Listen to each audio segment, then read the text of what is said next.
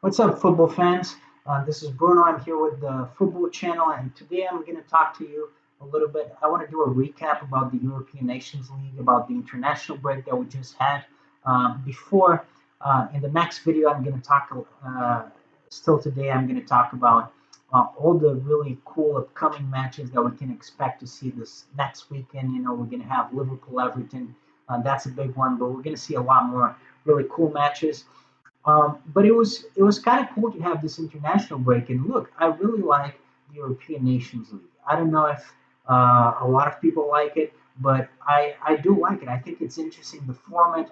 I've always wanted to see it because I used to do it at FIFA and Pro Evolution Soccer playing on the PlayStation. I like to have these leagues. You can make up your own league. So I always make up leagues with, and I still do, with instead of having just clubs, having national teams. Have the 10 best national teams in the world or the 20 best national teams in the world playing a league. And this is essentially what the European Nations League is. If you're not familiar with the European Nations League, uh, this is in the image here. It's only League A, so it's divided in divisions. So League A is essentially Division One of European national teams, and then there are three other Division B, C, and D, which have lower levels, so to speak, national teams. If you're not familiar with this, if you are, I'm sorry. This might be a little bit boring, but I just wanted to kind of explain it before going into what we actually saw in this past international break. So these are the groups uh, League A. So League A has the 16 best teams in Europe, and we saw some really interesting matchups, which is competitive matchups between really elite national football teams in Europe, which is a big difference or a big change from what we used to get in international breaks, which was mostly really boring friendlies and even European qualifiers were really, and they still are just kind of a drag. You have your Portugal and Andorras and your Spain, San Marinos, and those are just stupid matches, really. So with the European Nations League, while we have a really well-matched teams and very competitive groups, the way it works, again, if you don't know, the first place team plays in the final four, which is basically semifinal and final, which determines the champion, and then the fourth place team will be relegated to Division B, so the second division, and in League B, the first place team will be promoted to Division A. So I think it's a very cool concept, and it's certainly an improvement on what we had before. Now, actually delving into what we just saw in this past international break, we saw in Group One we actually had some cool matches. Um, Poland 0, Italy 0. So that was a pretty intriguing matchup. It ended up being kind of a boring affair. And then Poland beating Bosnia 3-0.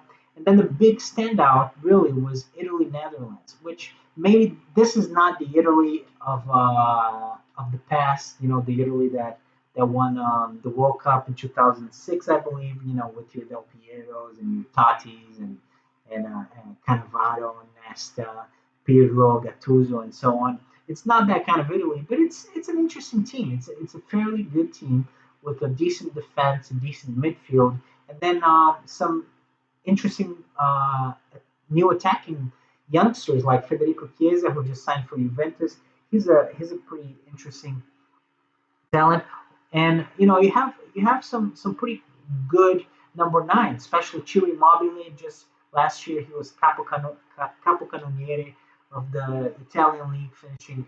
Yeah, he was the best striker in the Italian league, best scorer, which is not easy. They have a lot of great players like Lautaro Martinez, Lukaku, so Cristiano Ronaldo, obviously. So pretty big accomplishment for Chile Mobile. So this is a fairly decent Italy against fairly decent Netherlands as well. Again, this is not the team that had the guys like Kluivert or Van Nistelrooy or Davids, and so on.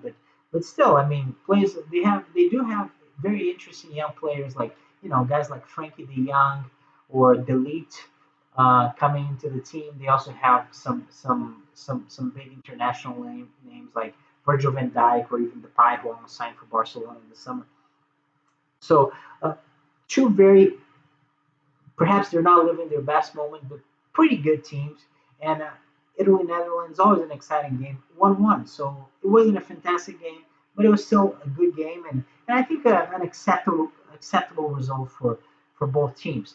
So, but really the standout here was Poland, um, getting a draw against Italy, getting that very convincing win against Bosnia 3-0, and Poland jumps to number one in the group. They're now number one. Poland 7 points. Italy second with 6 points. Netherlands third with 5 points. And Bosnia number four with fourth place team with only 2 points. They're going to have some trouble not getting relegated there, but very exciting. We're going to head into the next international break with a very exciting situation with uh, Poland, Italy, Netherlands all kind of vying to get that number to finish first in the group and get to the final four. Now, Group 2, England, Belgium, Denmark, and Iceland. Now, this is an interesting group as well, and we had some really cool matchups. England started really well, beating Belgium at home 2-1. They had two games at home, so I'm sure they were hoping to get 6 points. And one of the games was very hard. It was against Belgium, one of the best games that really you can see between European national teams right now.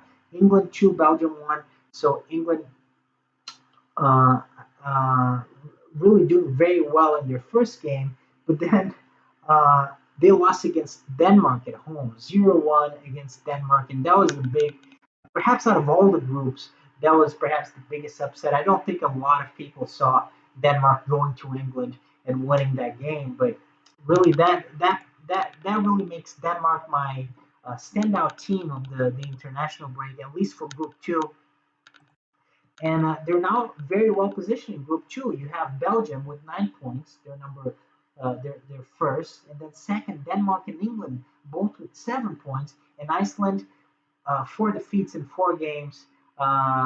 They're just not going to make it. Now Group Three, probably the best group in League A. I mean, the best group in this edition of the Nations League. You have Portugal, current European champions, current European Nations League champions. You have defending the title here. You have France, current world champions, and in my opinion, probably the best team in the world right now. They also have Mbappe, who might be the best player in the world right now as well. He's certainly one of the top three. Then you have Sweden, very good team, and then you have Croatia, current um, runners-up of the World Championship. And speaking of that, we did have a re-edition of that final with Croatia receiving France in Croatia and losing 1-2 against France. So the outcome really the same as it was in the World Cup. And this was match day 4. In match day 3, we had the big game really, probably of the whole. Out of all the games, that was the biggest game. France Portugal in France, and it ended up being kind of a boring game. It was 0-0, so no goals. But still a very good result, especially for Portugal. A very good result going to France, getting that draw, and then in match day 4, standout game for Portugal without Cristiano Ronaldo, who tested positive for coronavirus. I'm sure you already know, but so he couldn't participate. But Portugal beating Sweden still 3-0, scoring 3 goals against Sweden. Very confident performance. Sweden had a very bad international break, also losing against Croatia 2-1. So going back, looking back at the group here, it's an interesting situation going into the match day 5 and 6. Portugal and France both with 10 points. So it's really going to be between the two of them to fight for that number one position that gives access to the final four, and then Sweden and Croatia fighting against relegation with Croatia with 3 points and Sweden with 0 points. So very interesting situation in Group 3. And then in Group 4, Switzerland, Spain, Ukraine, and Germany, we also had some really cool games.